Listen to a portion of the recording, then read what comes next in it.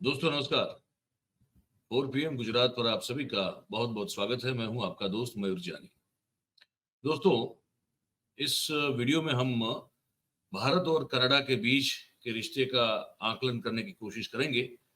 वो अब कहाँ जाके रुका हुआ है, क्योंकि इसमें जो खालिस्तान समर्थक जितने भी हैं उनका भी एक बहुत बड़ा अहम रोल है, भूमिका है। तो हम कुछ आपको खबर दिखाएंगे स्कॉटलैंड के ग्लासगो से, जो वहाँ एक घटना हुई है। एस जयशंकर साहब ने क्या कहा है बाहर विदेश में रहते हुए भारत और कनाडा के बीच के रिश्तों को लेकर, वो भी सुनाएंगे आपको। और साथ में हम आपको हमारे जो सिख भाई हैं जो आंदोलन पर बैठे हुए हैं, जो उनकी अधूरी मांगे हैं उनको लेकर, जो ट्रेन और रेल जो है रोक के बैठे हैं, उसके दृश्य भी दिखाएंगे आपको। तो शुरुआत हम जो है वो यहाँ से करना चाहेंगे कि हम आपको ग्लासगो ले चले।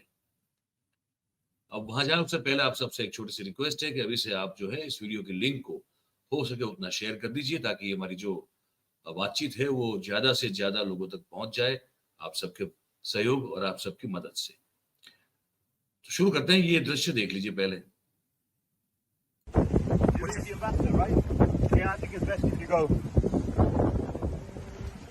Indian High Commissioner came, but they're turning around.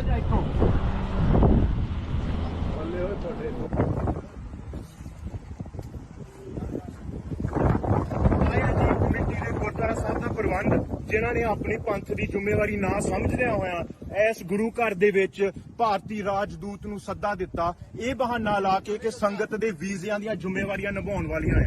पर असीं अज देख सकते हैं जो हालात पंथ दे विच बने आ।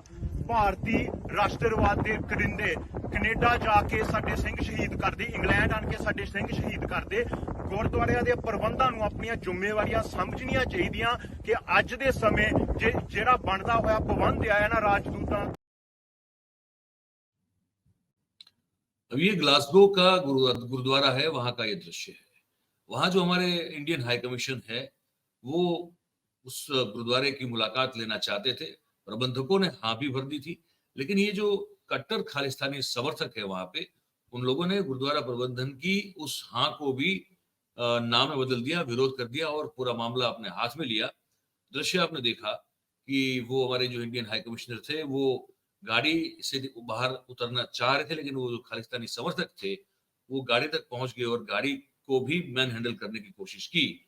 फिर वो अपना दरवाजा लॉक ही रखा उन्होंने और तुरंत वापस चले गए। और उसके बाद जो पंजाबी में एक जो हमारे ये भाई थे वहां पे खालिस्तान के समर्थक हैं, हम उनको इसलिए भाई कहते हैं क्योंकि मुझको लगता है कि वो है तो हमारे ही देश के, अब बस थोड़ा वो रास्ता भूले हुए, और क्या कहें उसको। तो इसलिए हम उसको भाई कहते हैं, बड़े सोच समझ के। तो फिर उन्होंने कहा कि वो भारत की कट्टर राष्ट्रवाद को लेकर उन्होंने कुछ बात कही। इतना मुझे पंजाबी में समझ में आया, थोड़ा बहुत पंजाबी भाई जो हमारे होंगे जानने वाले इसको पूरी तरह समझ पाए होंगे। पर कुल मिला के कहने का मतलब ये है कि हमारे हाई कमिश्नर जो भारत के वहां का उच्चायुक्त है, वो उनको ये स्थिति का सामना वहां पे करना पड़ा। एक तरफ ये दृश्य है, दूसरी तरफ जो है वो ये है कि हमारे जो विदेश मंत्री हैं एस जयशंकर, अब वो भारत और कनाडा के बीच के रिश्तों को लेकर जो कह रहे हैं उसको आप सुन लीजिए। Well, I don't know if I would use the term deadlock. I think you would have heard me speak about this matter, I think the first time in CFR in New York, today at somewhat greater length at Hudson. The issue is as follows, which is that the Canadians have made some allegations. We have pointed out to them that this is not Government of India's policy, but if they are prepared to share with us specifics and anything relevant, we are also open to looking at it. So in that sense, that's where the matter stands. But what we do not want to see is an incident treated in isolation, because then that somewhere does not convey the right picture. The fact is that we have had an ongoing problem with Canada and the Canadian government for some years now. And the ongoing problem really revolves around the permissiveness in regard to terrorism, extremism, and violence. And this permissiveness is also reflected in the fact that some important extradition requests have not been responded to from their side, in the fact that there are individuals and organizations who are clearly involved with violence and illegal activities in India, who themselves declared it. I mean, it is not a secret. And that they continue to carry on with their activities in Canada. And most important, the fact that our diplomatic missions and our diplomatic personnel have been consistently and continuously intimidated in Canada, to a point where today it is not safe for them really to carry on with their work. I mean, obviously, the fact that we've had to temporarily suspend our visa operations, I mean, it is not something we would have liked to do. It is just that they have made it very difficult for us to operate those services, because our personnel are today insecure.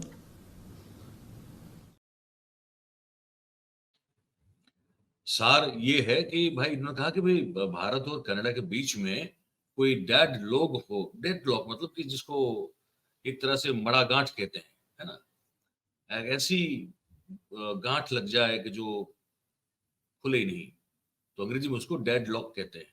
ऐसा lock जो मर चुका है, उसको खुल नहीं सकता है, उसकी कोई चाबी नहीं है। तो वो कह रहे हैं जयशंकर कि ऐसा कोई डेड लॉक तो नहीं है, ऐसा हम नहीं मानते।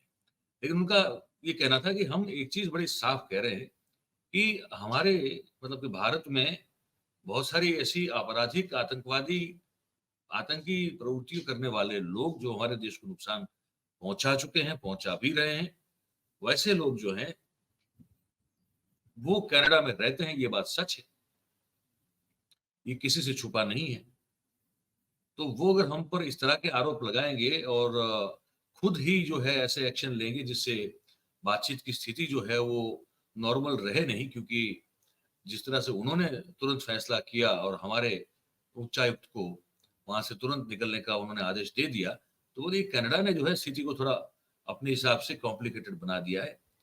हम कोई आरोप सहन नहीं करेंगे, लेकिन बातचीत हो सकती है, पर तरीका जो है कनाडा ने जो अपनाया है वो ठीक नहीं है। ये कहना है कुल मिला के एस जयशंकर साहब का। इस पर आगे बात इस मुद्दे पर करेंगे, क्योंकि भारत कनाडा और कनाडा के रिश्तों के बीच में जो खटास हुई है वो जो खालिस्तानी समर्थक लोग वहां पे कैनेडियन सिटीजन होके बन के बैठे हुए हैं, चाहे वो कनाडा हो या लंदन हो या ऑस्ट्रेलिया हो या अमेरिका हो। तो उसी को लेकर जो है वो हमको हमारा प्रॉब्लम या हमारी तकलीफ या हम जो मुद्दे उठाते हैं उसी को लेकर तो उठाते हैं। तो वो जो गुरुद्वारा वाला मैंने किस्सा बताया था उसमें मैं आपको ट्वीट भी दिखा दूंगी। उमाशंकर सिंह बड़े अच्छे पत्रकार है, उन्होंने एक ट्वीट किया हुआ है, ये आप देख लीजिए। तो वो लिख रहे हैं कि यूके में भारत के उच्चायुक्त को ग्लासगो के गुरुद्वारे में जाने से रोका गया। खालिस्तानी चरमपंथियों ने की ये हरकत। वे उच्चायुक्त की कार के दरवाजे तक पहुंचकर जोर आजमाइश की कोशिश भी कर रहे थे। उच्चायुक्त जो है वो तुरंत लौट गए। मामला पुलिस में दर्ज करा दिया गया है और यूके सरकार के साथ भी इस मामले को उठाया गया है। अब ये इसलिए बहुत जरूरी है क्योंकि वहां जो किसी और देश में जब कोई हमारे हाई कमिश्नर होते हैं तो ऑब्वियसली वो सीधा हमारा और हमारी सॉवरेनिटी का प्रतिनिधित्व करते हैं, वहां पे रिप्रेजेंट करते हैं उस चीज को। तो उनके साथ अगर इस तरह का बर्ताव है, मतलब सीधा सीधा ये होता है कि ये देश के साथ किसी ने ये बर्ताव किया है, तो उसको बहुत उच्च स्तरीय उठाना चाहिए, बहुत जरूरी है। और मुझे लगता है कि ये ठीक काम किया गया है। तो ये सब हमको बताना था। हम कार्यक्रम संपन्न करें उससे पहले हमारे जो सिख भाई हैं जो बैठे हैं प्रोटेस्ट पे, उसकी तस्वीर दृश्य हम आपको दिखा दें। फसलों के भाव लेके रहांगे वाले मीटर नहीं लगन देंगे, चिप वाले मीटर नहीं लगन देंगे, किसानां ते झूठे पै केस रद्द करा के रहांगे, लखीमपुर खीरी दे किसानां नूं इंसाफ दवा के रहांगे। ये हमारे पंजाब के भाई हैं, सिख भाई हैं, सब जो किसान हैं, और वो जो बैठे थे 11 महीने तक वही मांग, उसमें से जो बहुत सारी कुछ पूरी नहीं हुई है, कुछ भी क्या मतलब थोड़ी क्या कुछ भी पूरा नहीं हुआ है, उनको फिर उठा दिया गया, चले गए, 700 लोगों की जान गई, और फिर से जो है वो अपनी मांग को लेकर रेल जो है उसका रास्ता रोक के बैठे हुए। ये हमको बताना था आपको इस कार्यक्रम में, आप क्या सोचते हैं, आप हमको जो है कमेंट बॉक्स में नीचे जो आप देख रहे हैं उसमें लिख के जरूर से बताइएगा, और बात अगर आपको पसंद आ रही हो तो फिर आप हमारे इस वीडियो को लाइक कीजिएगा, हमारे इस वीडियो के लिंक को शेयर कीजिए, और उसके साथ साथ आप जो हैं वो हमारे चैनल को सब्सक्राइब करें और अपने आसपास के लोगों से करवाएं। बहुत बहुत धन्यवाद करते हैं आप सबका जो इस कार्यक्रम में हमारे साथ जुड़े हुए हैं। Thank you very much. नमस्कार।